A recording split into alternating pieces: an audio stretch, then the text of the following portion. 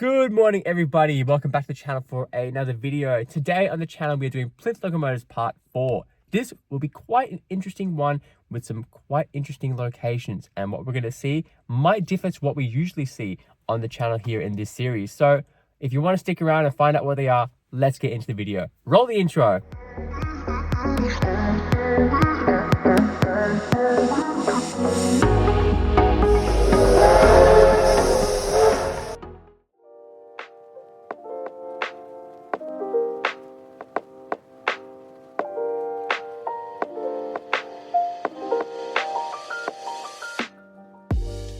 So after Oscar and I met up, we went to the first location in Albion. Sunshine Roofing and Tiles has a Tait in the yard. Must be pretty awesome going into work and having a Tait on site.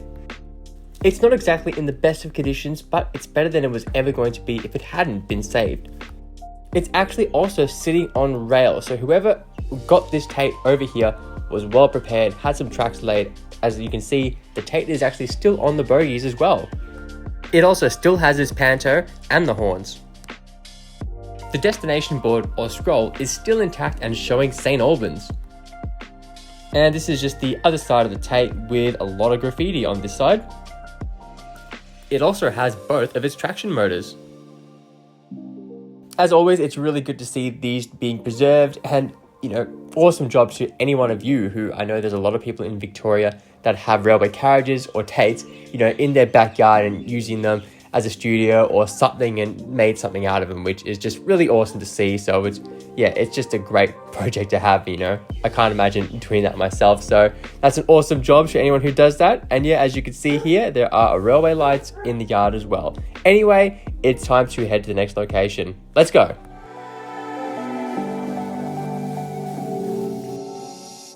Sitting in an abandoned siding is a rail tractor. Now this siding has a whole goods shed which is not in use, and a whole rail tractor sitting here as well, disconnected from the main line.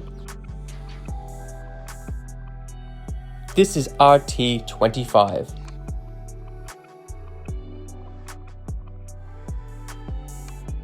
And as you can see, could be in much better shape and could be elsewhere. It's pretty tagged up, so people are obviously coming here and graffitiing it. I think smashed the glass too. But what a pretty unique situation, for a V-line rail tractor just be sitting here abandoned and disconnected from the main line. So just an interesting and unique situation for this rail tractor. But anyways, to the next location.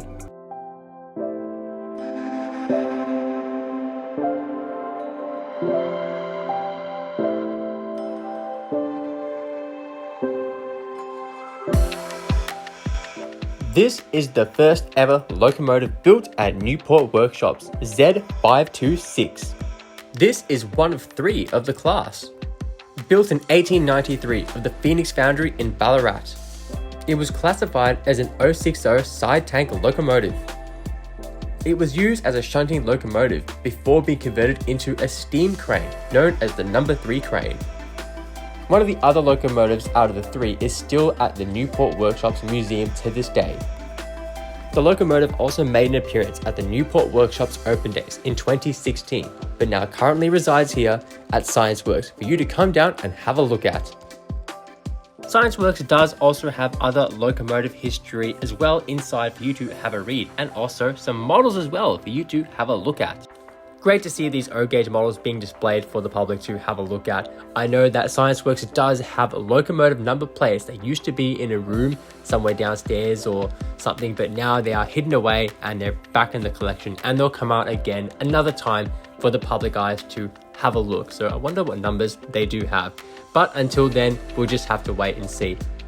And speaking about that information, this is how you get it up. You click on the model on this touchscreen, and then the information will come up about that locomotive, what it was about and what it did on the Victorian railways, or an American one, as there were some American ones up on that shelf as well. Anyway guys, it's been a great video, a little bit of a shorter one today, but appreciate the watch. Like, subscribe, leave a comment below, and follow me on all my socials. We will see you in the next video guys. Take care and peace.